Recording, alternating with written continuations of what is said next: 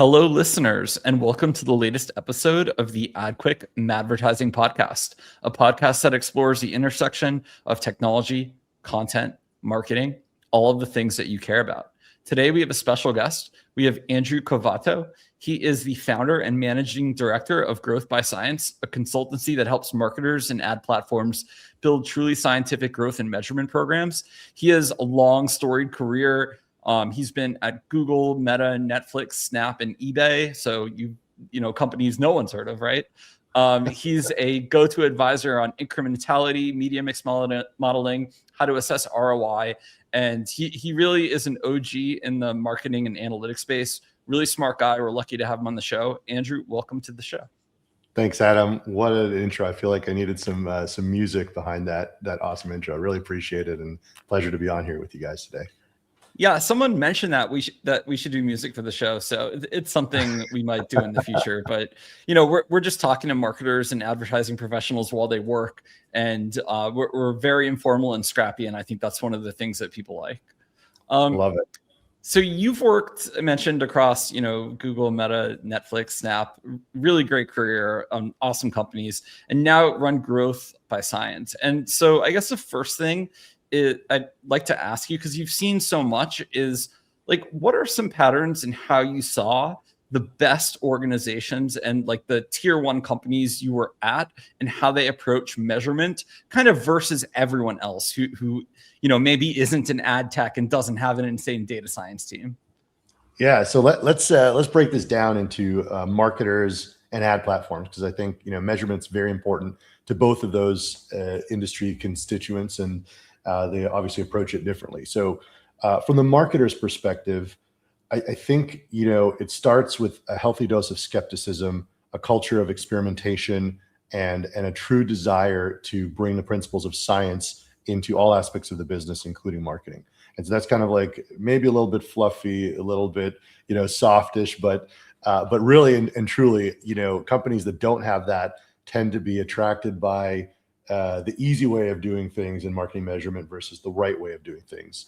And so when you have that culture, I think Netflix, the experience that I had working there is a great example. Netflix is very scientific, very, soliciting dissent and trying to, peer review sort of internally all the different ideas.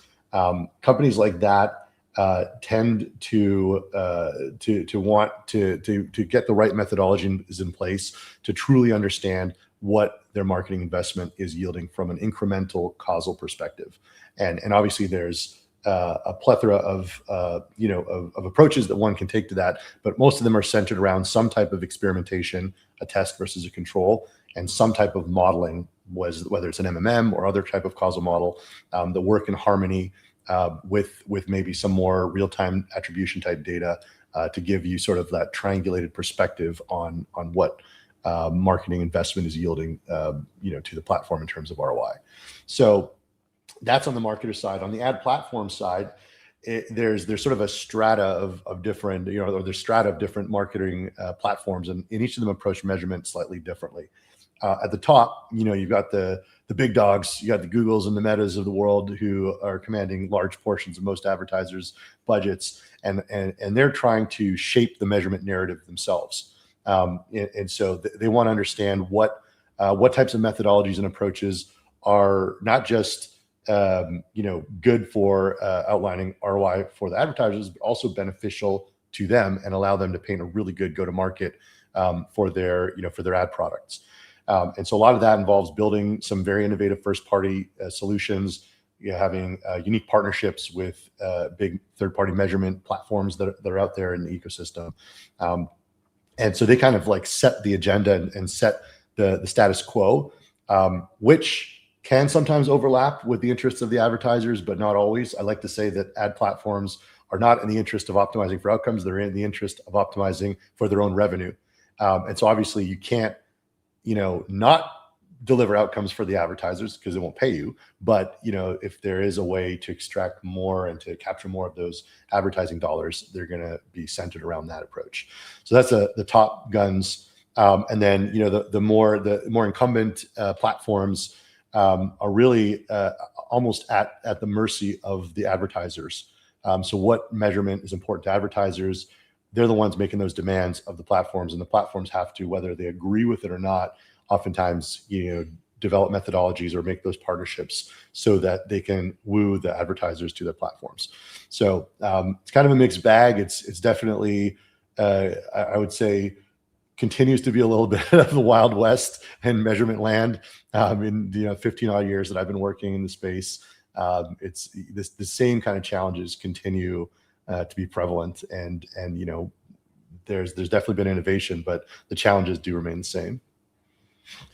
Yeah, and so you've had a really great career working for the top % companies.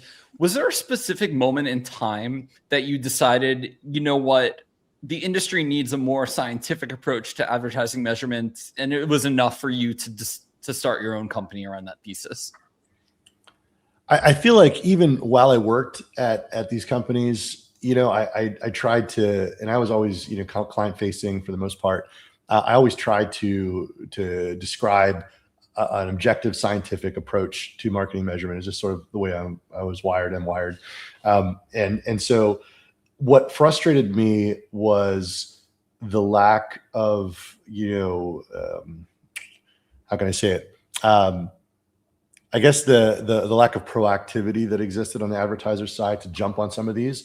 It almost seemed like I was giving them the right answer, like, but it's so hard. I don't want to do that. I'd rather just stick with last click because it fits nicely into my models, and I can get all of my projections done pretty easily. And so there's definitely a bit of that complacency that sort of frustrated me. But over time, and I think now, especially the last few years, things have changed where there's more of a need, on the advertiser side to get really scientific about what they're doing. And so really the impetus for Growth by Science is less about, I would say, bringing science to marketers. It certainly is that, but it's more like the way in which we're doing that, right? The gaps that I've always seen in measurement are every company has some unique challenges. And so there's a lot of great SaaS tools out there, third-party measurement tools. Most of them are so restrictive, or they don't provide the depth of customization that especially more enterprise advertisers require to solve their measurement challenges. We kind of fill that gap. We kind of take the best of both worlds, the nimbleness and the agility that the SaaS platforms provide, with more of a hands-on, bespoke approach. We can kind of tailor our models and our approaches to the different nuances of every advertiser that we serve.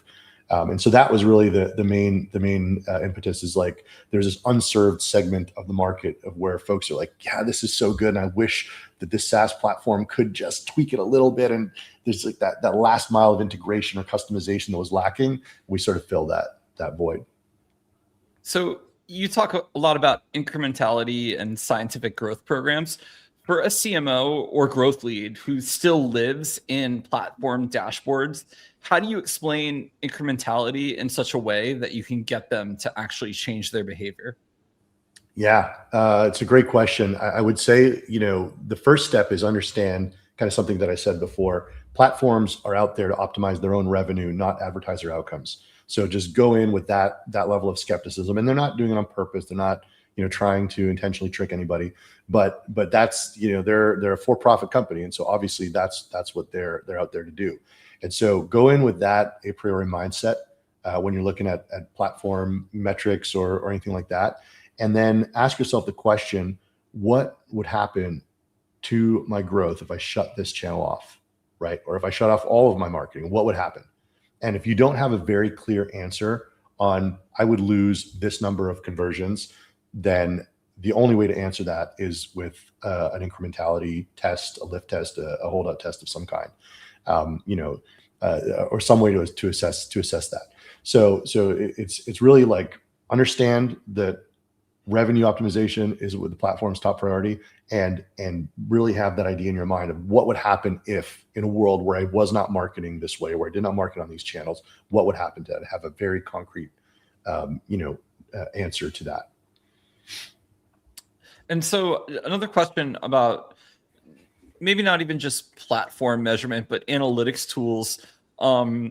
I feel like a lot of marketers, hopefully most marketers, understand not to use something like last click attribution by itself. That's obviously going to bias attributing You'd be conversions. surprised. Well, yeah. What Or are maybe some not. of I guess what are some of the ways that you see just any analytics tool get attribution wrong, last click, or I think there's probably some more interesting answers just around attribution more broadly, because there's multi-touch, there's linear, there's all these different models. Like why as a marketer shouldn't necessarily just trust this, and how I guess even more broadly, just how should I think about attribution given to me by an analytics tool? Yeah, I think attribution, I feel like, is a very loaded word. In my mind, when I think of attribution, it means the kind of old school MTA style where I've got a path of touch points that I've linked together, and I stitch that to a conversion event that matters to me. And I'm going to use some kind of business logic or math to distribute credit across those touch points. So that would be my definition of attribution. And from that perspective, we at Growth by Science do not do attribution, and there's certainly a lot of measurement SaaS platforms that do not do attribution in that way. So if a marketer's idea of attribution is that kind of path to conversion type data set that's required, I think they will.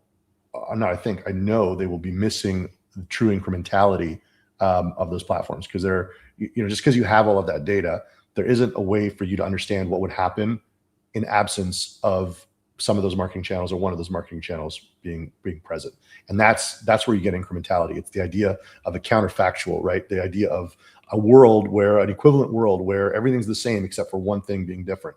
And you have to be able to, the best way to do that, and I won't say the only way, but certainly in our opinion, the best way to do that is with an explicit design experiment where you've got a treatment in one group and you've got a control in the other group, and you can understand what that delta is.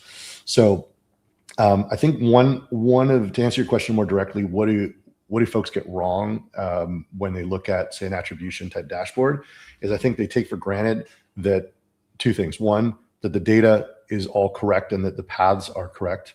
That's never the case. There's so many reasons why you cannot get that perfect path to conversion data set. That's number one.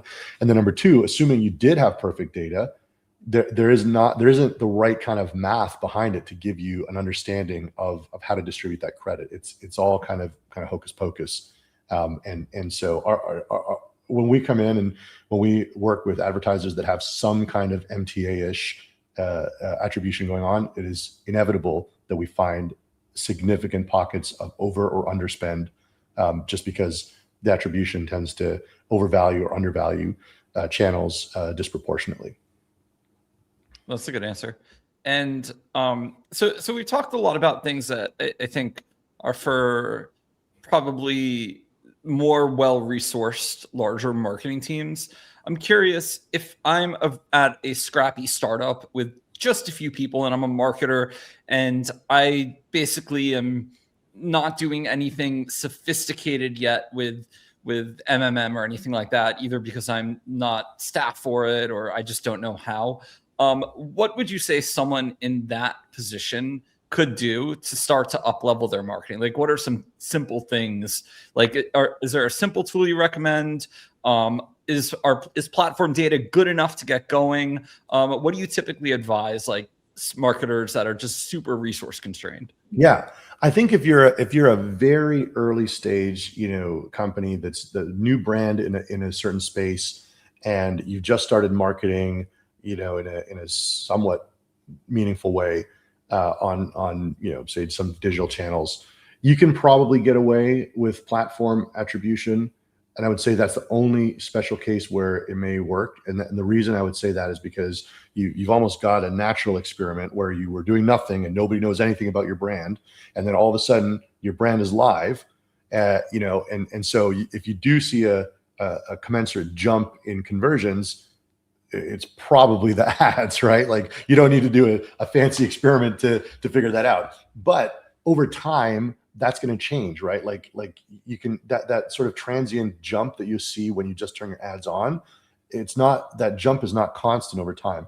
And as your ads become better or worse, that delta changes. And if you're not periodically checking back, what does it look like without ads, you're not going to understand how that delta is. So I don't think that really resource constrained companies who are maybe investing on just a few channels, say Google search and Meta and TikTok, something like that, the easiest thing for you to do, if you feel confident enough in doing this, would be do a simple geo test where you shut off ads across all of your media in a couple of geos, make sure you've statistically balanced it appropriately and whatnot, and understand what that delta is. You don't have to do this all the time, but maybe once a quarter, once every 6 months for like a couple of weeks, or 2 to 4 weeks, shut these off and see what happens. Now the pushback I get from that is, oh my gosh, it's opportunity cost, I'm going to give up growth.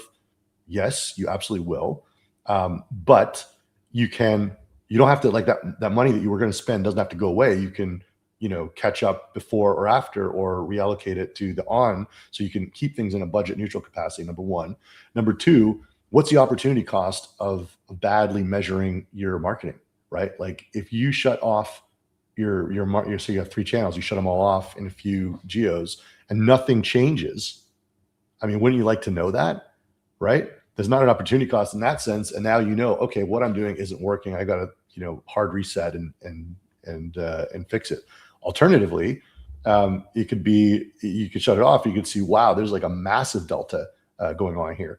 In which case you've been leaving money on the table, and you wouldn't have known that if you hadn't have shut these off. So I think that's the most powerful thing that any company should do is, and we advocate this even for our largest brands, is shut off all your media. Do it in a smart way. And the art and the reason why we're trusted by the large enterprise advertisers that do trust us is we have ways to do that to maximize the signal that we can get out of the experiment while minimizing the amount of time that the media has to stay off, and we can keep things budget neutral and all of that. So when you get more advanced, there are complexities, but the same principle applies whether you're spending, $10K a month or whether you're spending $10 million a month.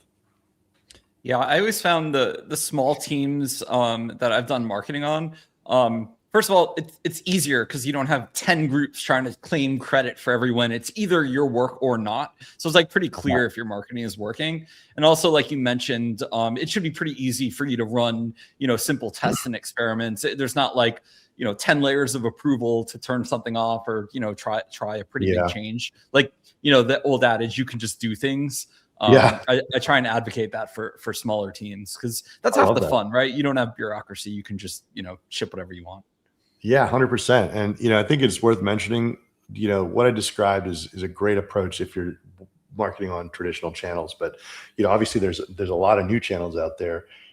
They're not new, but there's a lot of investment in channels that are harder to do that on-off type testing, right? You've got everything from podcasts to influencer and content creators to out of home. A lot of those channels are more challenging to test in an on-off capacity. Not impossible, and where you can do geo targeting on some of those, definitely would lean into that as a primary approach. But you still, in those cases, you kind of have to seek natural experiments where you're turning things on. You're kind of looking at more of a pre-post comparison, and then you just have to make sure that you're applying the right math to those scenarios. Yep. Thankfully, there's an ad tech that makes the out-of-home tests fairly straightforward. Yeah, absolutely. And shameless self-plug. And I would just say, from my perspective, I think that's a huge, powerful differentiator when you can do the geo targeting on any channel. So definitely worth looking into if out of home is a serious investment for you. Yeah. The geo targeting stuff is just so smart. It's just such a great way on whether you're doing stuff in physical world or TV or out of home. You should really run those tests, and then when you scale up, you already know it's going to work well. Without question. The interesting thing, Adam, is I do know of a number of surprisingly large advertisers that will not invest in a channel if you cannot have certain targeting capabilities, geo targeting, and most of it is for measurement purposes. And again, these are like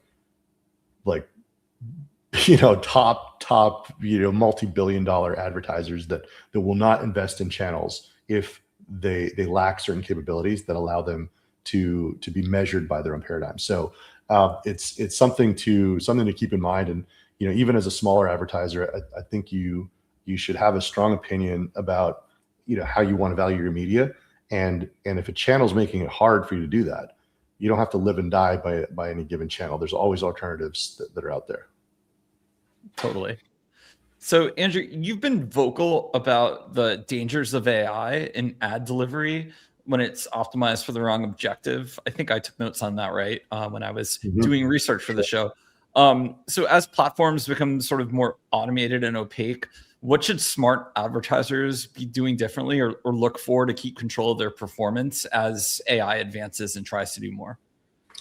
Yeah, it's a little bit, the train I think has left the station to a certain extent. I mean, we're seeing the writing on the wall. All platforms are eventually going to reduce controls, but I think any advertiser should be intelligently testing any kind of AI platform. And there's a number of options out there. We have helped advertisers test into some of those AI-based tactics, and they've been a mixed bag, if I'm honest. I mean, some of them have worked really well for some advertisers. Some of them have not been as incremental as some of the more manual approaches. Now, the optimist in me believes that eventually those types of campaigns will become really, really good. And I think they'll get really smart and understand how to deliver incrementality. But we are not there yet. And I would just say, let's be forward thinking and let's try new things and lean into the AI campaigns as marketers, but let's test them and let's hold the advertising platforms accountable for when they're not delivering, what they need to, by shifting dollars away from those strategies to other ones. Yeah, it's been really interesting watching, and this sort of predates AI with Google kind of forcing PMAX on people, where the ad tech platforms grow and it's like the first products were really good and let advertisers have all sorts of control. And it's just sort of this slow clawback with a lot of the big tech companies. Like you mentioned, they're optimizing for revenue, not necessarily for the user. And the user is in this case is the advertiser. And it's just always so interesting to me because when we started, it's almost like some of the tools have gotten a little worse and better at the same time, but worse in terms of I feel like in a lot of the product meetings, they just don't assume you're a power user. They want to assume everyone's the same. And it's been an interesting progression watching how some of these ad techs have worked. I think Facebook is another one where not only have they given less control, but like the product just perennially is slow and is annoying to work with. And I feel like it's sometimes 2 steps forward, 1 step backward with a lot of what these companies do. I think you're right about that. And honestly, I think we're still in the phase it'll get worse before it gets better. And so we kind of have to suffer through it a little bit as an industry. And again, just keep our scientific measurement approaches strong, make sure that we're not over investing in things that aren't working, and just keep that approach very, very rigorous. But I do think they're going to get better. I do think that there will be a much better, call it per advertiser optimization and personalization based on each advertiser's specific need and campaign within that need and all of that. I do think we'll eventually get there, but it's a matter of when and how much wasted advertising dollars do we have to get along the way. And so it's the onus is ultimately on the advertiser. I say this all the time, right? Like, you've got a lot of options where to put your dollars and how to spend them. And it is up to you to have, a set of principles and some valuation on those dollars so that you know where and how to spend them. Agree, totally. So Andrew, you've had a very storied career. I think you've worked at companies that are harder to get into than, an Ivy League college, several of them. And so a lot of young people are definitely struggling right now, especially as they're entering a workforce that's increasingly powered by AI.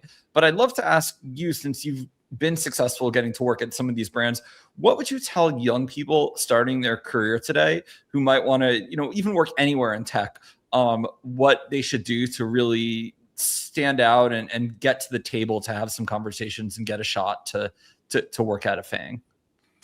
Yeah, it's a great question, and honestly, I mean, I feel I can share some thoughts, but my FANG career is a number of years out of date at this point. So I would imagine that folks, more close to it now might have a different opinion. But at least from my perspective, I do think having a solid background in some kind of quantitative approach, and even if that's not necessarily what you studied in college, supplement that in some ways to make sure that you have an understanding of math and math as it applies to business and to marketing. If that's, if you're thinking more on the marketing side, I still think there's an edge to be had for folks that have an appreciation and understanding of that.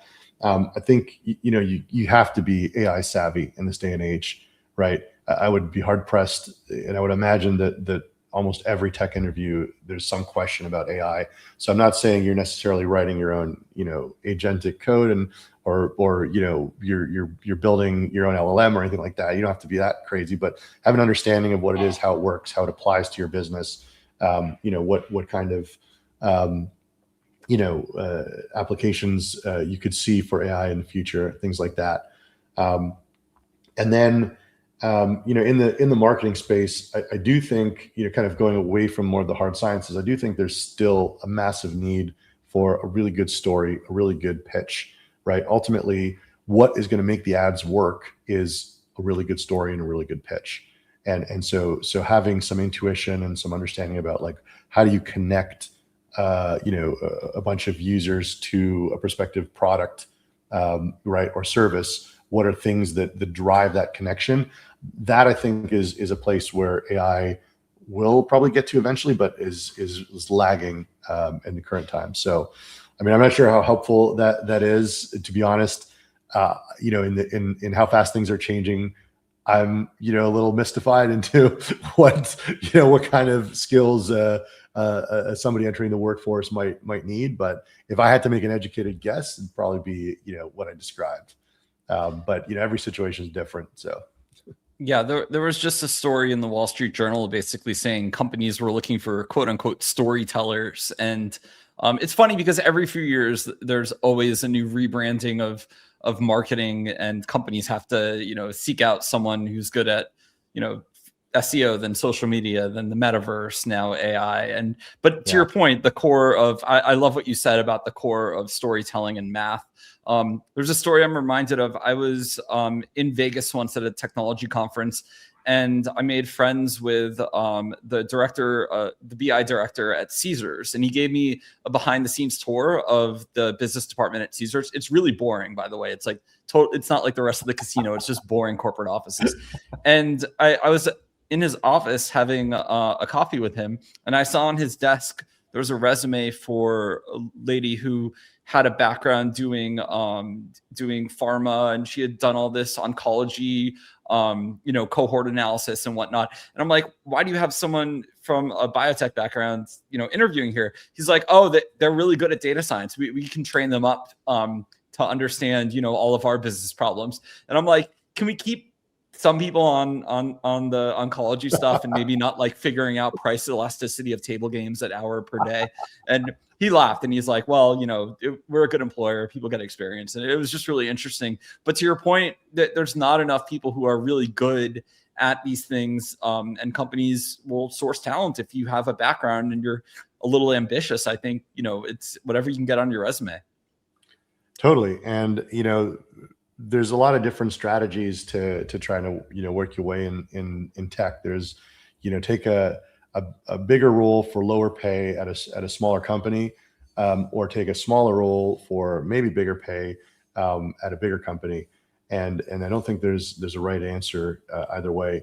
But, my approach when I was like deep in job seeking and career building mode has always been, take the coffee, be open, put yourself out there a little bit. And sometimes you'll have some awkward encounters and something that is totally amiss, or you misunderstood something, or they misunderstood something about you. But ultimately, being open and receptive to opportunities that come your way is the best way to get ahead. And, I'll be honest, I did not think that I would work in marketing analytics. My undergrad was in engineering and manufacturing engineering, which ironically might be useful nowadays.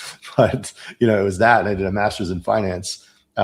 and I kind of stumbled into marketing analytics and tech and that kind of thing, and so I never it wasn't a forethought, but it's sort of the career's kind of gets legs of its own, and can sort of take off on its own if you're open and if you're interested and curious about what's out there for you.